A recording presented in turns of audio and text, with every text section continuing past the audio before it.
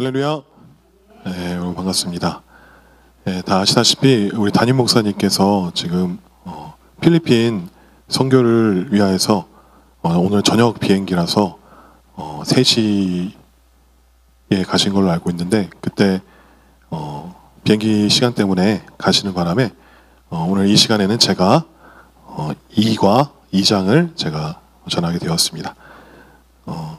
다들 많이 읽어보셨죠?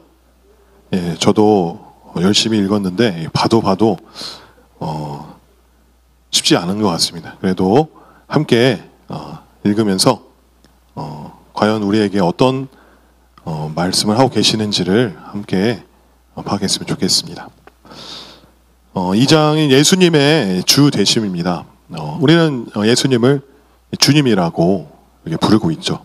근데 이 당시 유대인들에게는 예수님을 주님이라고 부르는 것에 대해서 얼마나 열악한 환경이었는지, 쉽지 않았는지 그것을 이제 알 수가 있었고, 그리고 예수님이 주님이라는 그 말의 의미가 어떤 의미인지를 이제 알 수가 있고, 그 다음에 그 당시에 이 핍박받고 힘들게 살았던 그 그리스도인들이 어떻게 예수님을 메시아로 이렇게 생각을 하고 또 어떻게 그 삶을 살았는지, 그들에게 있어서 복음이란 어떤 의미였는지, 선교적 삶을 사는 데 있어서 복음은 어떤 의미인지를 아마 우리 이 2장을 함께 보면 깨달을 수 있을 거라 믿습니다.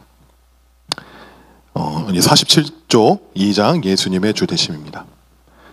우리가 감당할 소명을 올바로 이해하는 데 있어서도, 우리가 살고 전하는 복음을 올바로 이해하는 데 있어서도, 예수님의 부활에 대한 강력한 역사적 증거로서도 매우 중요한 한 가지는 초대교회가 전한 복음을 살펴보는 것입니다. 초대교회가 전한 복음의 핵심은 예수님이 주님이시다라는 것입니다.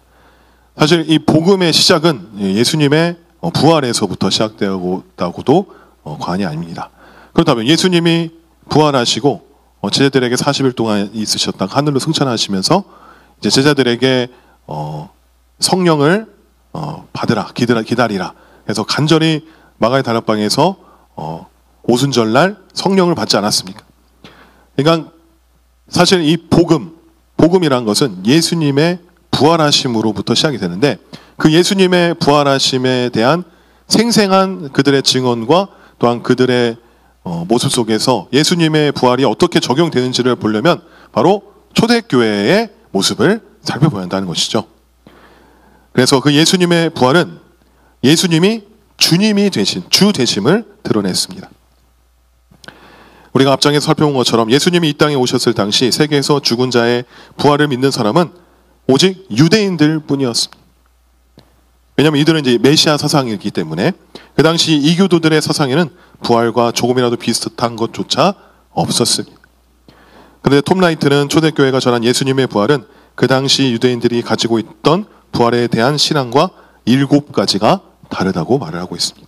그러면서 그는 그 7가지의 변형들은 예수님의 부활의 독특성을 보여주는 걸로서, 여기서 말하는 7가지 변형이라는 것은 마침내 드러난 하나님의 나라라는 책에 나와 있다고 합니다. 관심 있으신 분들은 그 책을 한번 보시면 되겠습니다. 그래서 예수님의 부활이 실제로 그러한 방식으로 일어나지 않았더라면 그러한 현상은 설명할 길이 없다고 말합니다. 톰 라이트가 말한 7가지 변형들 중 마지막은 초대교회에서의 부활이 메시아의 주와 연결이 되었다는 것입니다. 유대교회에서는 그 누구도 메시아가 죽을 것이라고는 예상하지 못했고, 그러니까 메시아라는 분은 다시 오셔서 우리를 구원하시는데 그 메시아는 죽지 않으시고 저주를 받지 않으시고 영원히 함께 하신다는 그런 메시아적인 사상을 이 구약의 말씀을 통해서 유대인들은 알고 있었던 것이죠. 따라서 자연스럽게 그 누구도 메시아가 죽은 자 가운데서, 그러니까 죽는 것도 말이 안 되고 또한 죽은 자 가운데서 부활할 것이라고 전혀 생각하지 않았습니다. 그 변형은 부활 신앙 자체의 놀라운 변형만이 아니라 메시아 신앙 자체의 변형으로 이어집니다. 그러니까 메시아가 죽어서 부활한다는 자체가 그들에게는 용납할 수 없는, 이해할 수 없는 것이지만 예수님이 그렇게 부활하심으로 말미암아 예수님이 메시아라는 것을 그들이 직접 보고 체험함으로써 신앙 자체의 변형으로 이루어졌다라는 것이죠. 그래서 그 당시 메시아 사상에 조금이라도 이해하고 있던 유대인이라면 나사렛 예수가 십자가에서 처형당한 이후에도 여전히 하나님의 기름 부음 받은 자, 즉 메시아라고 도무지 생각할 수 없었을 것입니다. 그것은 유대인들로서는 상상할 수 없는 일이었습니다. 왜냐하면 메시아가 죽을 뿐 아니라 그것도 나약하게 로마인들의 손에 십자가에 처참하게 죽임을 당하였기 때문입니다. 더 나아가 기초성경 1권 우리의 위대한 구원에도 말했듯이 그 당시 유대인들은 사람이 나무에 달려 죽는 것은 하나님의 저주를 받은 것으로 이해하고 있었기 때문입니다. 사람이 나무에 달려서 죽는다는 것은 하나님의 저주로 죽는다는 것으로 이들은 알고 있습니다. 이 말씀이 신명기 21장 23절 말씀입니다. 성경 있으신 분도 한번 찾아보시겠습니다. 신명기 21장 23절 말씀.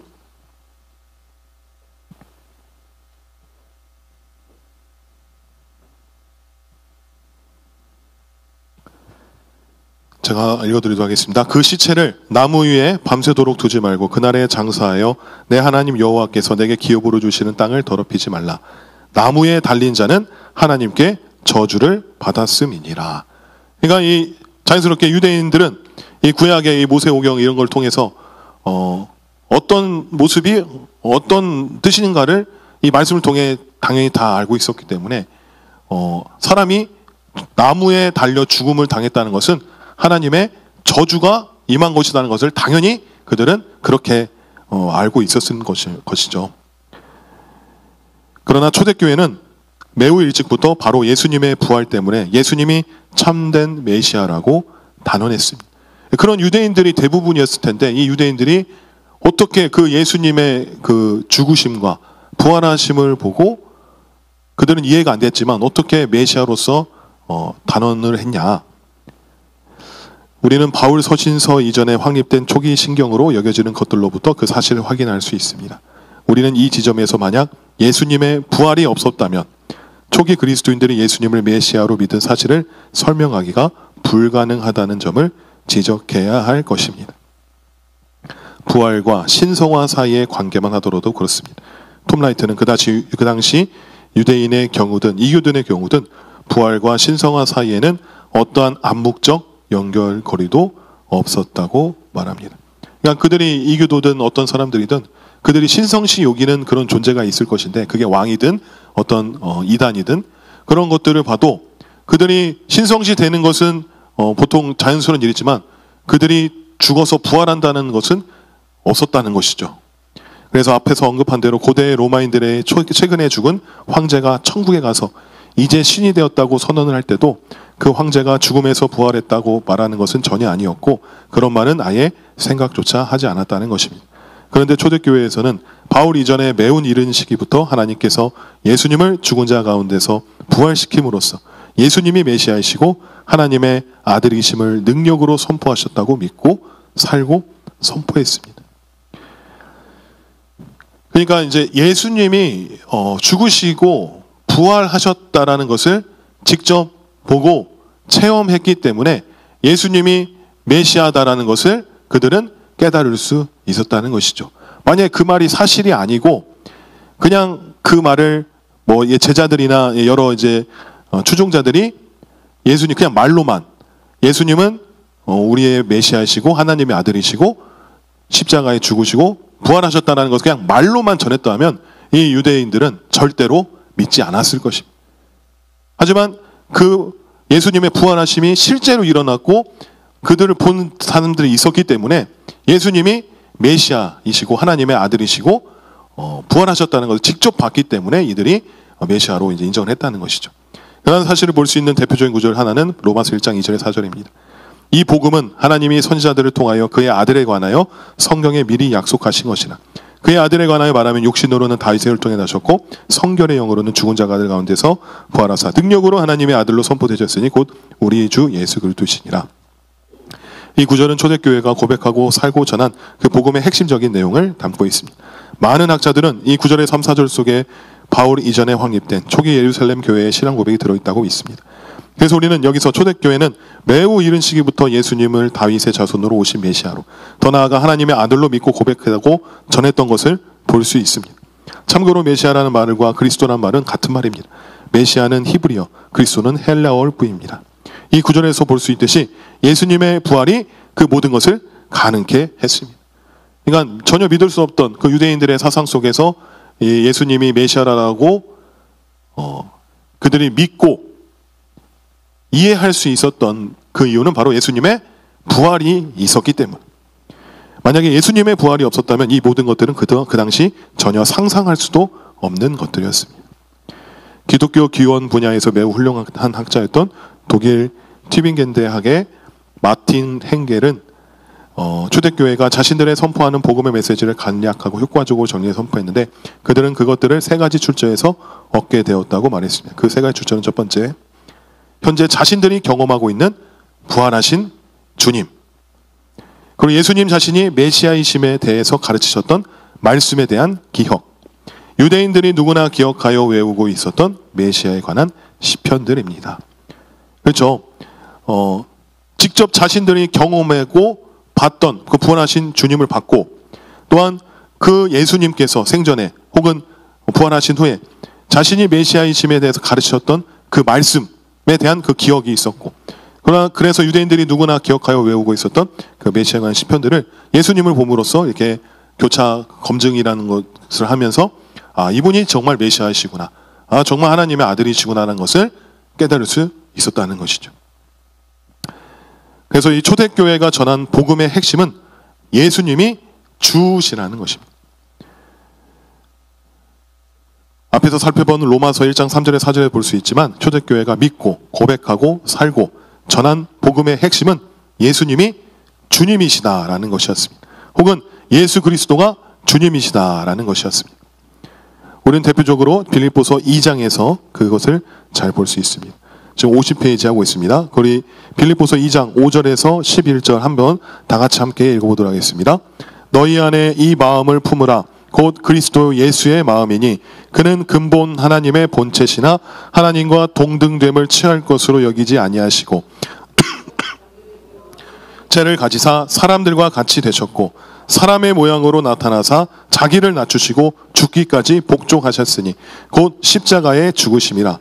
이러므로 하나님이 그를 지극히 높여 모든 이름 위에 뛰어난 이름을 주사 하늘에 있는 자들과 땅에 있는 자들과 땅 아래에 있는 자들로 모든 무릎을 예수의 이름에 꿇게 하시고 모든 입으로 예수 그리스도를 주라 시인하여 하나님 아버지께 영광을 돌리게 하셨느니라. 아멘. 11절의 말씀이 중요하죠. 모든 입으로 예수 그리스도를 주라 시인하여 하나님 아버지께 영광을 돌리게 하셨느니라. 이 많은 학자들은 사도 바울이 여기서 그 이전에 이미 확립된 초대교회의 신앙 고백을 인용하고 있거나 그것을 토대로 기록하다고 있다고 믿습니다. 그리고 그 신앙 고백을 7절에 비워, 7절에 오히려 자기를 비워, 이 비워라는 단어가 헬라어로 케노라는 단어에 따라서 이거를 케노시스 시라고 부릅니다. 성서학자인 이승영 박사도 최근의 책 바울의 아담 기독론과 새 관점에서 케노시스 시는 신약 성경 가운데서 초대교회의 기독론적 이해를 담고 있는 가장 오래된 시들 중 하나라고 말하고 있습니다. 그러니까 이 빌립보서에 나오는 이 말씀처럼 이 말씀에 나와 있는 이 기독론적 관점, 그러니까 예수 그리스도를 주로 시인하는 그 모습을 봤을 때 이 초대교회가 예수님의 그 메시아적인 사상을 잘 담고 있다고 말을 하는 것이죠. 이 빌립보서는 대략 서기 50년대 중후반에 쓰여져 있습니다. 그런데 이 케노시스 시는 서기 30년에서 40년에 이미 확립된 것으로 많은 학자들이 이해하고 있습니다. 예수님께서 공생의 기간이 언제였습니까? 30세부터 이제 약 3년 넘도록 이렇게 예수님께서 하셨는데, 그렇다면 서기 30년, 40년이면 어떻게 되겠습니까? 당연히 예수님께서 부활하시고 죽으시고 부활하신 지 얼마 안 되지 않았습니까? 30, 40년이면 이미 확립된 것을 많은 학자들이 이해하고 있는데, 제임스 더는 예수님이 죽으신 후 20년 이내에 그리스도가 예수라는 이름에 결부되었고 예수 그리스도로 붙여 다 사용되면서 어느 정도 개인적인 이름으로 가능했음은 어느 신약성서 학도에게도 친숙한 사실이다라고 말하고 있습니다. 따라서 이 시기는 초기 기독교인들의 예수님에 대한 중요한 이해를 담고 있다. 예수님의 부활이 이 모든 것을 가능케 했다. 그만큼 예수님의 부활이 정말로 중요한 것이라는 것을 우리는 알 수 있습니다. 이 구절에서 볼 수 있듯이 매우 이른 시기부터 초대교회가 전한 복음의 핵심은 예수님이 주님이시라는 것입니다.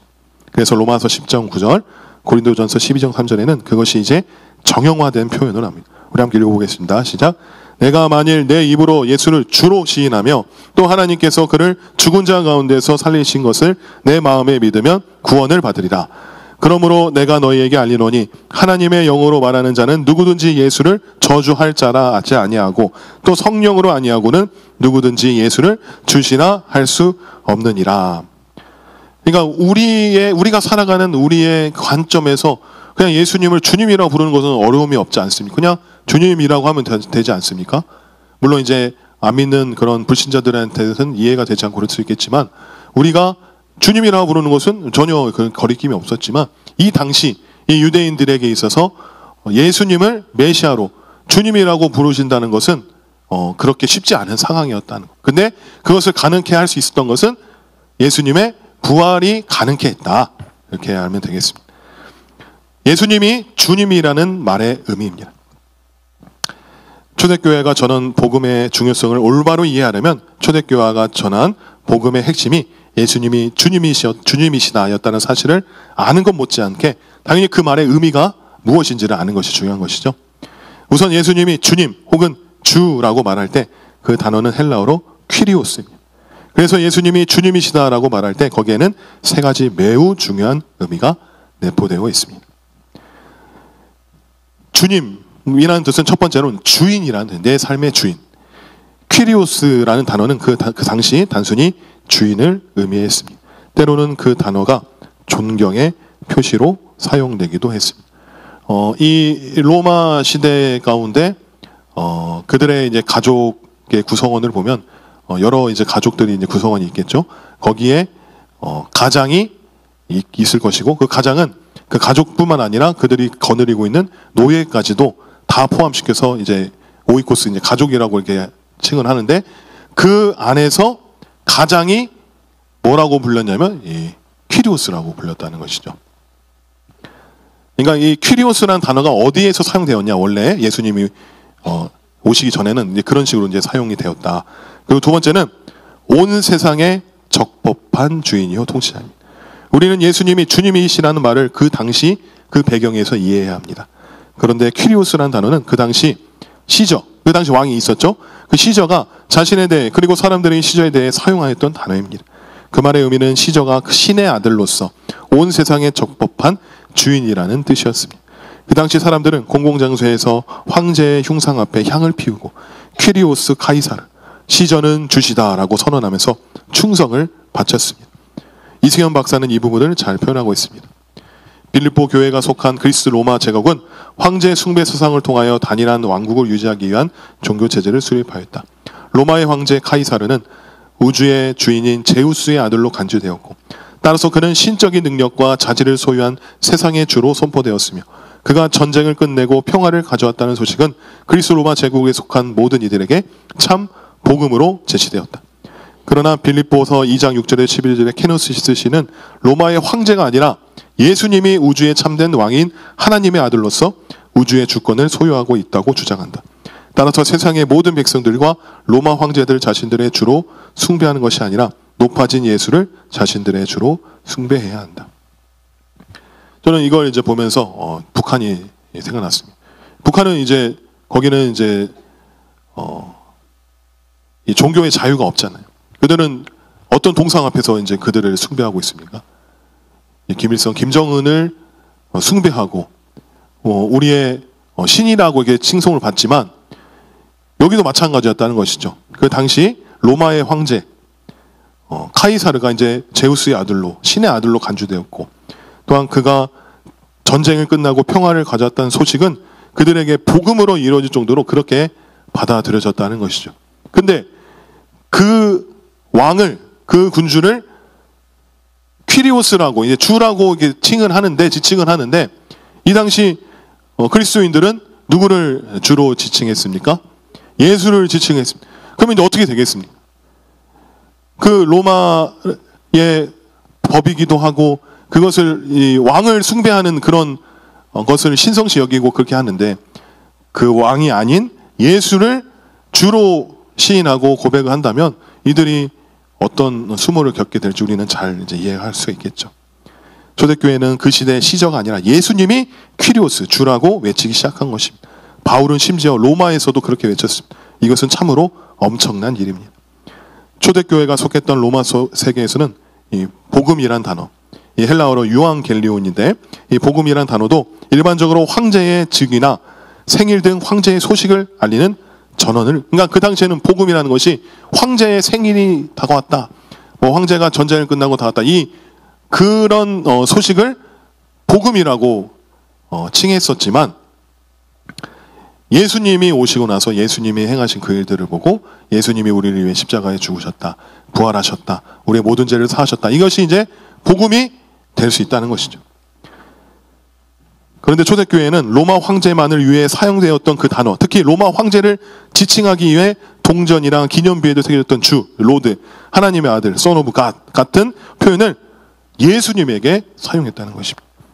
그들은 그것을 확신하고 고백하고 그 삶을 살고 그것을 담대하게 선포했습니다. 그리고 그들 중 많은 사람들은 그 고백과 선포로 인하여서 많은 핍박과 불이익을 당하고 심지어 목숨까지도 빼앗겼습니다. 이 모든 것 역시 예수님의 부활이 가능케 했습니다. 우리는 이렇게 이걸 보면서 예수님의 부활이 정말 실제적으로 일어난 사건이고, 그 당시 그 상황에서 이들이 황제를 칭하는 그 퀴리오스, 그를 예수님을 향해서 했다는 것은 미치지 않고서야, 내가 죽고 싶지 않아서야 그렇게 하는데, 그들은 직접 예수님의 부활을 받고 예수님이 하나님의 아들이심을 믿고 주님이심을 믿었기 때문에 담대하게 그렇게 선언할 수 있다는 것이죠. 세 번째, 야훼의 본체입니다. 이 주라는 뜻이 야훼의 본체. 마지막으로 예수님이 주님이시라는 말은 예수님이 하나님, 즉 야훼의 본체라는 말입니다. 70인역 성경은 서기전 33세기부터 2세기 사이에 애굽의 알렉산드리아에서 72명의 학자들이 히브리어 구약 성경을 헬라어로 번역한 책입니다. 그러니까 이제 히브리어로 된 이 성경의 언어가 이제 구약 성경이 되어 있는데, 이제 이 이스라엘 사람들이 이제 디아스포라 돼가지고 널리 흩어졌잖아요. 그러면서 이제 타지에 타국에서 이제 생활하다 보면 1세대들은 이제 자신들의 언어를 갖고 있지만 이제 2세대들이 넘어가 버리면 자신의 모국어를 이제 까먹지 않습니까? 그래서 이제 그들도 이 번역된 것을 이제 헬라어가 이제 그 중에 이제 그 나라의 이제 공용어이기 때문에 헬라어로 번역을 해서 그들도 이 성경 말씀을 볼 수 있도록 번역을 한 것이죠. 그래서 70인역 성경이 중요한 이유는 신약 성경에 나오는 구약 성경의 인용 대부분이 70인역에서 나왔다는 사실, 그리고 현재 통용되는 구약 성경의 구분이 70인역에 의한 것이라는 사실, 그리고 초대교회가 사용하던 성경도 70인역 성경이었다는 사실 등에 있습니다. 그런데 그 성경은 히브리어의 야훼를 헬라어로 번역할 때 무려 1600번이나 퀴리오스, 호퀴리오스라고 번역을 했습니다. 그러니까 야훼 하나님을 퀴리오스라고 번역을 했다는 것이죠. 근데 초대교회에서는, 그러니까 야훼를 퀴리오스라고 번역했는데 이 초대교회에서는 어떻게 했냐? 예수를 퀴리오스라고 번역을 한 것입니다. 그런 배경에서 초대교회는 예수님이 바로 그 주, 호퀴리오스라고 선포한 것입니다. 이것은 그 말의 의미를 알고 있는 유대인들에게는 엄청나게 충격적인 말이었을 것입니다. 그 단어는 야훼 하나님만을 지칭한 것이었는데 왜 예수라는 자를 왜 호퀴리오스로 하게 된 것일까? 그러니까 그렇게 되었다는 것은 예수님의 부활이 있었기 때문에, 예수님의 부활하심과 예수님이 하나님의 아들이심을 그들이 똑똑히 보고 믿었기 때문에 그렇게 담대하게 할 수 있었던 것이죠. 십자가에 달려 죽은 예수가 그 주, 호퀴리오스, 즉 야훼라니 유대인들에게는 그건 참으로 참나는 말이었습니다. 그것은 신성 모독이었습니다. 사도 바울이 복음이 유대인들에게는 거리끼는 것, 즉 걸림돌이라고 한 말은 당연한 말이었습니다. 그러니까 그 당시의 시대상을 보면 이 말씀을 우리는 이제 이해할 수 있죠. 우리는 십자가에 못 박힌 그리스도를 전하니 유대인에게는 거리끼는 것이요 이방인에게는 미련한 것이로다. 그러니까 거리낀다는 것은 걸림돌이 된다는 것이죠. 십자가에 못 박힌 예수를 그리스도라 하고 주라고 한다. 그 단어는 야훼 하나님만이 할 수 있는 것인데, 그래서 그것을 유대인들에게 말하는 것이 거리끼는 것이라고 이렇게 말했다는 것이죠. 우리는 케노시스 시에서도 이 부분 알 수 있습니다. 우리 전 페이지에 봤던 빌립보서 2장 10절 10절 말씀이죠. 많은 학자들은 그 시의 10절과 11절이 이사야 45장 22절 23절이 일부 인용한 것으로 봅니다. 그런데 원래 이사야 45장의 그 구절은 야훼 하나님이 자신에 대한 말로서 그 구절의 요점은 하나님이신 야훼의 유일성과 그분의 유일무이한 구원의 능력을 강조하는 것입니다. 그런데 초대교회는 매우 이른 시기부터 그 구절을 예수님에게 적용한 것입니다. 엄청난 내용입니다. 이승현 박사도 말합니다. 예수가 구약에서 오직 하나님께만 속했던 권리, 곧 만물의 경배의 대상이 되어 하나님만이 소유했던 우주적인 주권을 공유하게 되었음을 알려준다.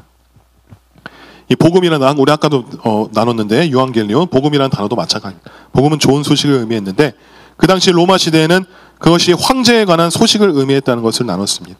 반면에 그 당시 유대인들에게는 그 단어가 장차 오실 메시아에 관한 것이 아니라 하나님 자신에 관한 것이었습니다. 이에 대한 좋은 성경적 배경이 이사야 40장과 52장입니다. 그 좋은 소식의 핵심은 하나님이 친히 다시 오실 것이며 모든 민족이 그분의 영광을 볼 것이라는 것입니다. 유대인에게 이 좋은 소식은 인간, 황제에 관한 것이 아니라 진정한 왕이신 모든 창조 세계의 창조주 하나님의 귀환에 관한 것입니다. 그런데 초대교회는 매우 이른 시기부터 복음을 예수님에게 적용했다는 것이죠. 이 복음은 하나님이 선지자들을 통하여 그의 아들에 관하여 성경에 미리 약속하신 것이라. 그러니까 이 초대교회에 나타난 모습을 보면 예수님이 정말로 실존하셨고 부활하셨고 또한 이들과 함께 하신 것을 증거한다는 것이죠. 우리는 이와 비슷한 내용을 초대교회가 사용한 마라나타, 여러분 마라나타라는 말 다 아시죠? 찬양도 있고요. 그 기도에서 볼 수 있습니다. 사도 바울은 고린도전서 끝 부분을 마라나타라는 표현으로 마칩니다.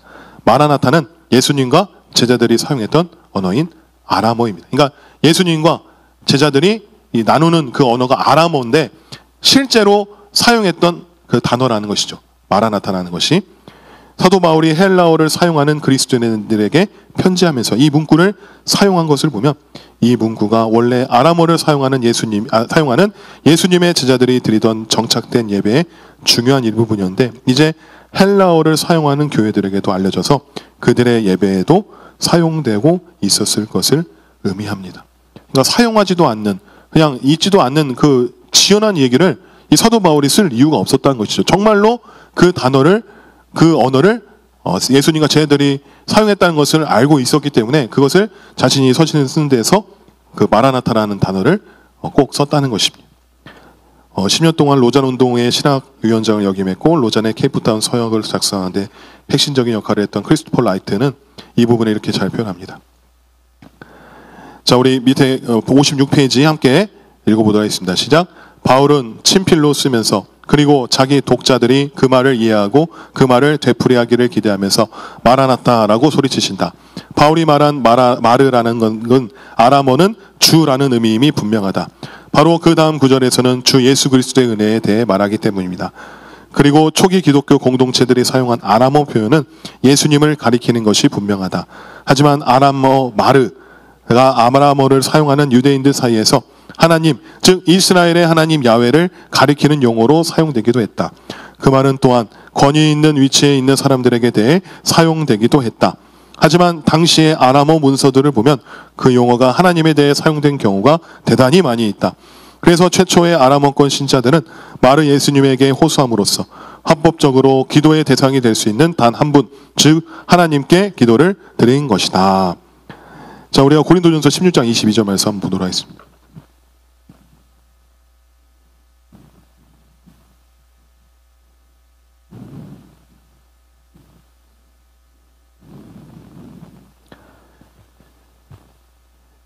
제가 한번 읽어드리겠습니다. 만일 누구든지 주를 사랑하지 아니하면 저주를 받을지어다. 우리 주여 오시옵소서. 그러니까 마라나타가 우리 주여 오시옵소서라는 뜻이잖아요. 이거를 사도 바울은 이 마라나타라는 단어를 그대로 썼다는 것입니다. 그렇기 때문에 고린도전서 16장 22절에 나오는 마라나타라는 말의 기호는 주 예수께 향한 옛 팔레스타인의 기도 형식을 나타낸다. 그것은 그분의 권능과 영광으로 오시라는 탄원이다. 최초의 신자들이 예수님을 그저 말한 곧 그들의 랍비로만 생각했다면 그분을 기도의 대상까지는 삼지는 않았을 것이다. 오히려 그것은 초기 아람어권 신자들이 이렇게 오실 분을 그들의 예배와 경배의 중심으로 여겼다는 것을 결정적으로 보여준다. 바울은 이 아람어 문구를 취하여서 아무런 설명도 없이 고린도 교회에 보내는 마무리 말에 포함시킨다. 그러니까 아무런 설명 없이 고린도 교회에 보냈다는 것은 무슨 말입니까? 그 말이 그 당시에 예수를 믿는 자들에게 통용적으로 썼다는 것이죠. 이와 같이 예수님이 주님이시다라는 말은 예수님이 야훼 하나님이시다라는 말입니다. 우리는 초대교회가 유대인들 중심으로 시작되는 것 사실을 기억해야 합니다. 그들 중에는 바리새인들과 제사장 출신들도 많았습니다. 그런데 초대교회는 예루살렘으로부터 강력하게 확산되기 시작했습니다. 예수님의 부활이 그리고 그 부활의 능력이 성령으로 교회 안에서 그리고 교회를 통해 역사하심으로써 그 모든 일이 일어난 것입니다. 저는 이렇게 받아들였습니다. 그러니까 예수님이 있다는 것까지는 이제 우리가 잘 이해하고 믿을 수 있지만 예수님이 죽으시고 부활하신 거에 대해서는 이제 많이 예수님을 모르는 사람이나 하나님 믿지 않는 사람들은 이제 전혀 얼토당토하는 그런 말일 수도 있고 이해하기 힘든 일이었지만 이 당시 유대교인들이 대부분이었는데 그 당시에 구약의 말씀으로 이제 무장되어져 있는 그 유대교인들이 예수님을 주님이라고 말하고 또한 그들이 하나님의 아들이심을 메시아이심을 인정했다는 것은 정말로 그 당시에 예수님이 실제적으로 일어난 사건이다. 예수님의 부활은 정말로 있었던 일이다라는 것을 저는 깨달을 수 있었습니다. 오직 부르심을 받은 자들에게는 유대인이나 헬라인이나 그리스도는 하나님의 능력이요 하나님의 죄인이라. 자, 예수님이 주님이시라는 말은 예수님이 하나님으로서 온 우주의 주인이시고 그분의 통치는 모든 창조 세계를 포함한다는 것을 의미합니다. 위에 살펴본 케노시스 시도 그 부분을 잘 보여주고 있습니다. 고린도전서 15장에도 동일한 것을 말합니다. 만물을 저의 발 아래 두셨다 하셨으니 만물을 아래 둔다 말씀하실 때에 만물을 저의 아래 두신 이가 그 중에 들지 아닌 것이 분명하도다. 만물을 저에게 복종하게 하신 때에는 아들 자신도 그때의 만물을 자기에게 복종케 하신 이에게 복종케 되리니 이는 하나님이 만유의 주로서 만유 안에 계시려 함이라. 이승현 박사는 이렇게 말합니다. 예수가 만물과 자신을 하나님께 복종시키는 궁극적인 목적은 하나님께서 만물의 주인으로서 만물 안에 계시게 하기 위함이다. 이처럼 예수를 통한 하나님의 구원 사역은 모든 피조 세계를 다 포함한다. 우주의 어떤 존재도 예수를 통한 구원 사역의 범위를 벗어나 독립적으로 존재하지 않는다. 그러므로 바울에게 예수의 부활은 단순히 육체의 부활의 확실성에 대한 부인할 수 없는 객관적인 증거를 넘어서서 세상의 주로서의 예수의 높아짐과 그의 우주적 통치의 시작을 의미한다. 그리고 부활한 주 예수의 높아짐은 보이는 것들과 보이지 않는 것들 그리고 하늘과 땅의 모든 존재들에게까지 그 영향을 미치는 전 우주적인 사건이다. 예수의 부활을 필두로 그의 우주와 주로의 높아짐과 하나님 나라의 완성이 계속해서 이어지기 때문이다. 바울에게는 부활한 예수를 통한 이 모든 종말론적 드라마는 하나님에 의해서 계획된 구원의 사건이다. 크리스토퍼 라이트는 어떻게 초대교회가 구약에서 오직 야훼 하나님에게만 적용되는 속성인 창조자, 통치자, 심판자, 구원자를 예수님에게 모두 적용하기 시작했는지를 매우 잘 설명하고 있습니다. 그러니까 하나님의 속성은 이 구약에 이제 잘 나타나 있는데 창조자이시고 또한 통치자이시고 심판자이시고 구원자이셨다는 것을 유대인들은 다 알고 있었습니다. 근데 그것은 이 네 가지 속성은 오직 하나님에게만 해당되는 속성입니다. 어느 누구도 이 속성을 가질 수는 없는 것이었는데 이 네 가지 속성을 예수님에게 적용이 되었다는 것입니다. 초대교회에서.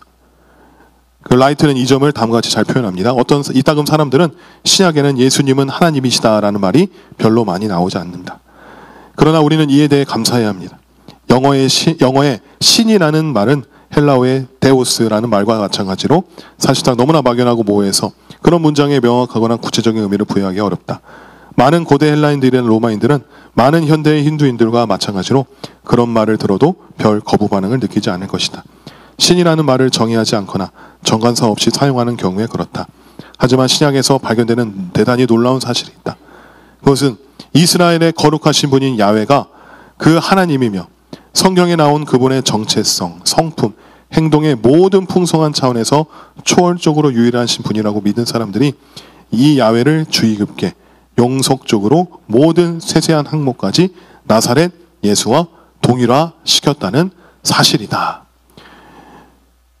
그러니까 구약에 하나님에게만 전속되었던 그 성품과 또한 행동의 모든 정체성과 모든 것들이 예수님이 그러한 분이시라는 것을 이들은 보고 깨달았다는 것입니다. 그랬으니까 그런 표현을 썼다는 것이죠. 그리고 다음 이제 복음은 공적 진리입니다. 이렇게 초대교회가 전한 복음을 올바로 이해할 때 우리는 복음이 공적 진리라는 사실을 분명하게 볼 수 있습니다. 그러니까 이제 우리가 이제 이 들어가는 말에서도 이제 우리가 봤었는데 기억나시는 분이 있는데 공적 진리와 이제 사적 진리가 있죠. 그러니까 우리의 개인적인 사적인 진리로만 머무는 것이냐, 아니면 우리의 모든 삶의 공적인 진리가 되는 것이냐. 근데 복음은 뭐라고 했습니까? 공적 진리라고 했습니다. 이 사실은 매우 중요하기 때문에 앞으로 더 상세히 살펴볼 것입니다. 여기서는 간단히 언급하고 넘어가고자 합니다. 복음이 공적 진리라는 말은 성경적 진리가 각자의 선호하는 바에 따라 사적인 가치의 영역에서 일부 사람들이 믿는 소위 종교적 진리가 아니라는 것입니다. 성경은 모든 창조 세계와 보편 역사에 관한 참된 진리로서 정치, 경제, 사회, 교육, 예술, 법, 여가, 스포츠, 가정 등 모든 공적 영역에서 진리라는 것입니다. 그래서 그 모든 공적 영역은 성경적 진리 위에 세워져야 합니다. 그것이 하나님께서 천지를 창조하실 때 의도하신 것이고 인류의 타락 후에도 하나님은 구속을 통해 그 모든 영역을 회복하는 일을 하고 계십니다. 그 모든 영역이 하나님의 진리 위에 세워질 때 그곳에 하나님의 샬롬, 그 복과 생명이 넘치게 될 것입니다. 그러므로 하나님의 백성들은 복음이 공적 진리라는 사실을 분명하게 인식해야 합니다. 그리고 우리의 신앙을 사적인 영역으로 몰아넣으려는 세상의 시도를 단호하게 거부해야 합니다. 그러니까 우리가 이제 처음부터 우리가 보면 예수님이 주님이시다. 그러니까 예수님이 주님이 되신다, 나의 주인이 되신다라는 것을 부활을 통해서 인정하게 되었죠. 인정하게 되고 주님이라는 뜻을 이제 우리가 이제 알게 되었죠. 그러면 우리가 인정하고 이해하고 그냥 알았다 하고 끝나는 것이 아니라 이제 어떻게 이제 받아들여야 한다는 것입니까? 공적 진리로 받아들여야 한다. 그러면 공적 진리로 받아들이면 그러면 받아들이고 끝나는 것입니까? 아니잖아요. 우리가 그런 진리를 받아들이고 그러한 삶을 살아야 한다. 그게 바로 이 선교적인 삶이라고 말하는 것이죠. 선교적 삶을 살아야 한다. 공적 진리이기 때문에. 네, 다음에 에클레시아입니다. 제가 굉장히 빨리 하고 있는 건가요?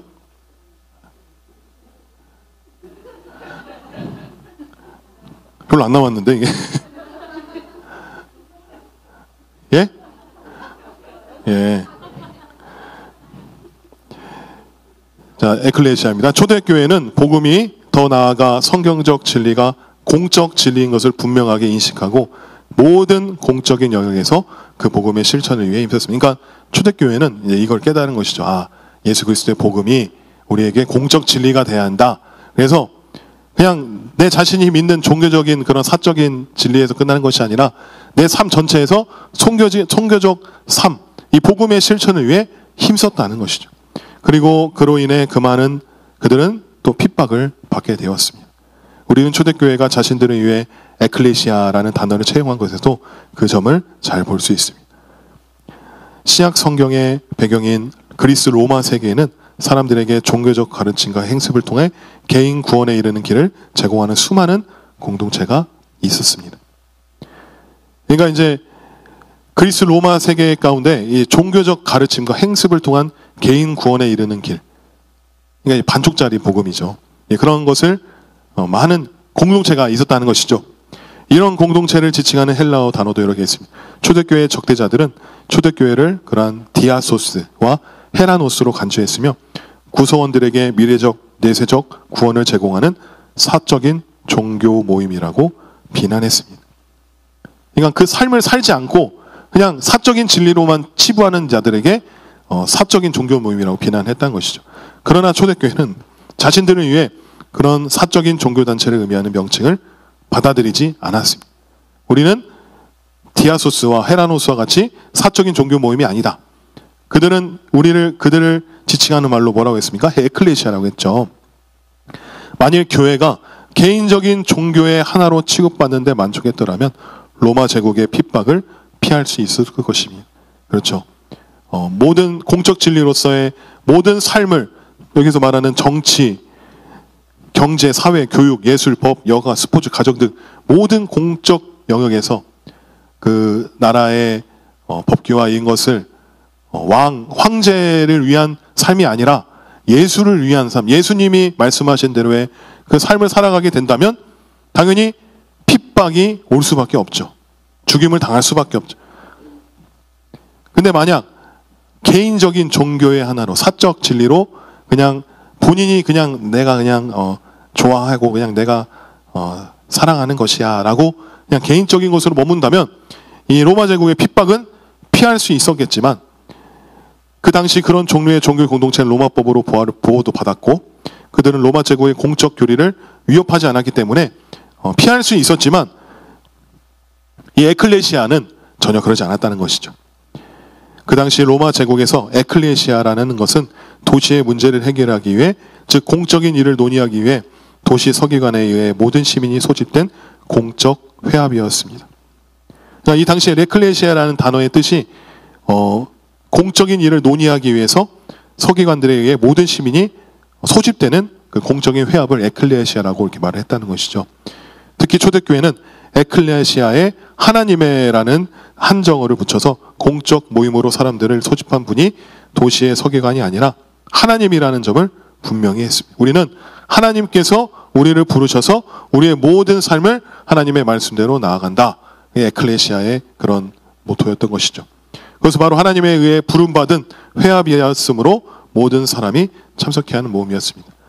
레슬리 뉴비긴이 이렇게 말합니다. 우리 같이 읽어보겠습니다. 예수님을 주님으로 고백하는 공동체는 그 초창기부터 인류의 공적인 삶 속으로 진입한 운동이었다. 교회는 개인적으로 교회의 가르침과 행습을 따르겠다는 사람들에게 개인 구원을 제공하는 공동체가 아니었고 또 그런 공동체가 될 수도 없었다. 교회는 처음부터 민족의 충성을 요구하는 운동으로 시작되었고 거의 일관되게 스스로를 에클레시아라는 이름으로 불렀다. 이는 도시의 공적 사안을 다루도록 부름받은 모든 시민들의 회합이라는 뜻이다. 만일 교회가 개인적인 종교 하나로 취급받는 데 만족하였다면 로마 제국의 핍박을 피할 수 있을 것이다. 그러나 그러지 않았다. 예수가 주님이다라는 선언은 결국 제국의 공적인 종교와 충돌할 수밖에 없다는 공적이고 보편적인 주장을 함축하고 있다. 예수가 주님이다라는 고백은 이 세상의 삶 전체, 이는 사람들의 개인적인 삶은 물론이고 세상의 철학, 문화, 정치 등을 모두 포함한다와 관련하여 그 고백대로 살겠다고 헌신하는 것을 의미한다. 그러니까 예수님이 주님이시다라는 그 고백이 그냥 말로만 끝나는 것이 아니라 그들의 모든 삶 속에서 선교적인 삶을 영위하는 그런 삶을 살아가는 것과 함께 갔다는 것이죠. 그것이 바로 초대교회가 살았던 그 선교적인 삶의 모습인 것입니다. 마이클 고인 박사도 이렇게 말합니다. 초대교회의 증거들은 공개적으로 체제 전복적인, 이 체제 전복이라는 것은 국가가 이제 포함하는 그 권력 구조, 체제를 뒤집는 것이, 뿌리 뽑는 것을 이제 체제 전복이라고 하는데, 초대교회는 로마 사회에서 눈에 띄지 않는 구석자리의 사적인 영역으로 밀려나는 것을 허락하지 않았다는 것입니다. 정말 담대하고 용기가 있는 것이죠. 그냥 타협하고 내가 목숨이 부지할 수 있을 정도로 그냥 대충 믿어도 될 법도 하지만 그들은 절대로 그러지 않았다는 것입니다. 사적인 영역으로 밀려나는 것을 절대로 허락하지 않았다는 것이죠. 로마 제국의 공적인 정책들에 순응하기를 거절하고 대신 성경 이야기를 따라 살아갔다. 초대교회는 로마 제국을 하나로 묶어준 황제는 주라는 고백에 대한 분명한 반대 입장에 서서 황제가 주가 아니라 예수는 주라고 고백했다. 교회는 자신의 에클레시아, 곧 새로운 인류의 선구자로서 하나님의 부름받은 사람들의 공적인 모임으로 불렀고 오직 미래적이고 내세적인 구원에만 관심을 갖는 그 사적인 종교 공동체라는 개념을 명백하게 거부를 했다. 그러니까 우리는 이제 이걸 알 수 있습니다. 이 초대교회의 그리스도인들은 절대 타협하지 않았다는 것입니다. 그냥 예수를 주라고 고백하는 그 고백으로 끝나는 것이 아니라 그 고백 속에는 자신의 삶까지도 하나님께 모든 걸 내어드렸다는 것입니다. 그들은 십자가의 방식으로 혹은 성령의 능력으로 그리고 사랑의 섬김으로 살았다는 것입니다. 세상의 규율과 세상의 방법으로 살지 않았고 오직 예수님의 십자가에 우리가 보여주신 그 사랑으로 그 다음에 성령의 능력으로 그 다음에 사랑의 섬김으로 그렇게 살아갔다는 것입니다. 결국 그 복음으로 그 완전한 그 성격을 바꾸게 되었다는 것이죠. 그게 바로 하나님의 방법인 것입니다.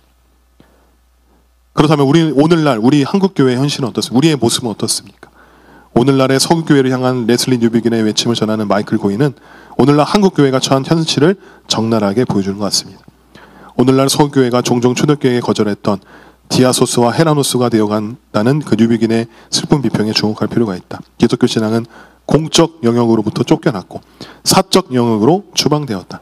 따라서 복음은 사적인 견해가 되었다. 교회는 이제 더 이상 하나님의 교회가 아니고 그들의 서비스를 이용하기 원하는 사람들을 위한 종교 단체가 되었다. 저도 이 글을 보고 저도 많이 또 회개를 했습니다. 모든 교회가 정말 하나님과의 친밀한 교제를 통해서 하나님과의 그 말씀과 그 예수 그리스도의 그 사랑과 은혜로 살아가면 이 초생교회의 모습처럼 살아가면 좋겠지만 모든 교회가 다 그러진 않습니다. 세상에서는 말할 것도 없고 그저 그냥 짜여진 대로 그냥 일정 부분 적당히 개인적인 생각으로 적당히만 하면 된다는 거. 그리고 누군가가 왔을 때 그들을 도와주는 그냥 그 정도의 서비스하는 여기 서비스로 나오잖아요. 서비스 이용하기 위한 사람들을 위한 단체. 그런 교회들도 굉장히 많이 있습니다.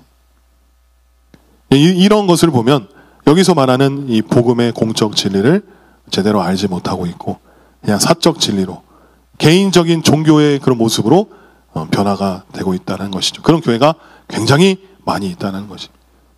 그래서 우리 교회가 우리 담임 목사님 포함해서 정말 깨우고자 하는 것이 무엇이겠습니까? 이러한 사적인 진리를 넘어가서 공적 진리로 나아가자.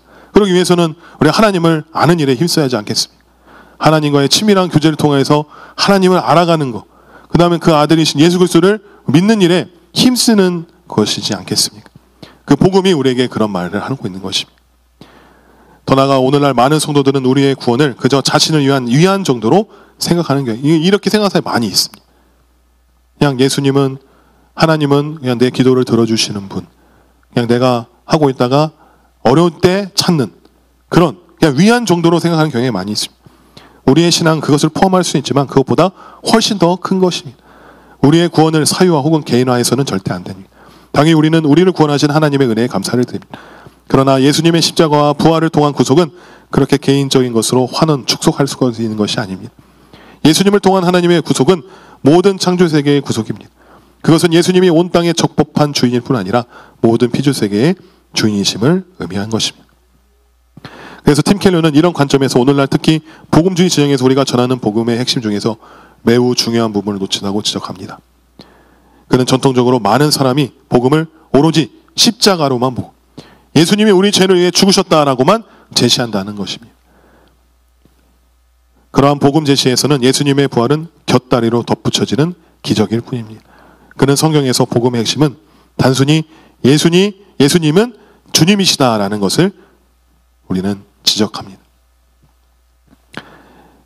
게도콜은 바울이 복음을 제시한 많은 경우를 살펴본 끝에 반복해서 등장하는 세 가지 개념을 찾았습니다. 첫째, 예수님이 누구신가에 대한 기쁜 소식. 그분은 하나님의 영원한 아들이신데 자신을 낮추어 인간 메시아가 되셨다. 둘째로 예수님이 무엇을 하셨는가에 대한 기쁜 소식. 그분은 십자가에 죽으시고 다시 살아나셨다. 끝으로 그분이 무엇을 가져오시는가에 대한 기쁜 소식. 죽은 자 가운데서 부활하신 그분은 새로운 창조 세계와 성령의 권능을 가져오셨다. 그래서 계속 그런 복음을 죽음과 부활을 통해 메시아 예수께서 죄를 속하시고 새로운 창조 세계를 가져오신 것이라고 요약했다. 바로 여기에 교회의 소명이 있는 것입니다. 기독교 선교는 예슬리 뉴비긴이 말한 것처럼 세상에서 영이 되는 모든 삶의 영역에서는 예수는 만유의 주님이라고는 고백을 행동으로 옮기는 일인 것입니다. 그러니까 우리가 이 장을 통해서 우리가 깨달을 수 있는 것은 예수님이 주님이시다라는 것을 그냥 아는 것에서 그치는 것이 아니라 그 삶을, 선교적인 삶을 살아야 한다는 것입니다. 반대로 선교적인 삶을 살아가려면 알아야 하는 것이죠. 그러니까 알아야, 이해가 되고 깨달아야 그 은혜와 감동으로 살아갈 수 있는 것이지 않겠습니까? 그래서 우리는 늘 항상 하나님을 찾아야 하는 것입니다. 크레이그 바르톨루뮤 박사와 마이클 고인 박사 이렇게 말합니다. 복음의 핵심은 우주 만물과 모든 나라와 인생 전체를 다스리는 하나님의 통치권이므로 예수님을 따르는 사람들의 사명도 창조 세계만큼이나 그 범위가 넓다. 그들은 모든 공적인 삶, 사업, 학문, 정치, 가정, 형사, 재판, 예술, 언론 등에서 물론이고 인간이 경험하는 일의 구석구석에서 복음을 증언하도록 위임받았다. 그러니까 우리가 예수님의 부활에서도 시작했습니다. 예수님이 부활하시고 그분이 주님이 되시고 그 주님이 되시는 것을 초대교회를 통하여서 선포되어지고 또한 선교적인 삶은 그 공적 진리가 돼서 선교적인 삶을 사는 이 부활, 주대심, 교회, 선교 이 과정은 이 교회의 선교적 성격뿐 아니라 선교의 참된 성격을 한눈에 이해할 수 있는 매우 좋은 패러다임입니다. 그러니까 이렇게 쭉 읽어보니까 저도 이제 알겠더라고요. 부활, 주대심, 교회, 선교 이 패러다임. 창조세계의 모든 영역에서 예수님의 주대심을 실현하는 것이 교회, 선교의 핵심입니다. 그러니까 우리가 이 선교의 핵심은 바로 모든 영역에서 예수님이 주대심을 실현하는 것. 물론 이 말은 앞으로도 살펴보겠지만 우리는 우리 힘으로는 하나님의 모든 창조세계의 구속을 성취해 갈 수 있는 것이 아닙니다. 그래서 하나님께서 하나님의 능력으로 하시는 일입니다. 그러나 우리는 그 일을 행하시고 계신 하나님의 일에 적극적으로 동참해야 합니다. 동참해야 될 줄로 믿습니다. 거기에 우리의 소명이 있습니다. 정치, 경제, 사회, 예술, 교육 등 모든 분야에서 만물을 새롭게 하시는 하나님의 역사에 동참해야 합니다. 여기에는 우리의 일을 통해 그 일에 동참하는 것이 포함합니다. 아멘. 우리 모두가 이 하나님의 일에 적극적으로 동참해야 될 줄 믿습니다. 그러니까 이제 우리가 예배는 물론이고 하나님을 찾는 이 다윗의 장막 또한 모든 그 말씀과 기도의 자리 가운데 우리 모두가 동참하는 것이 바로 여기서 말하는 선교적 교회의 실천 사항인 것입니다. 선교적 삶의 기본이 되는 것입니다. 우리 모두가 함께 하나님의 일에 동참할 수 있는 저와 여러분들이 되기를 주님의 이름으로 간절히 축원합니다. 아멘. 자, 기도로 마치겠습니다.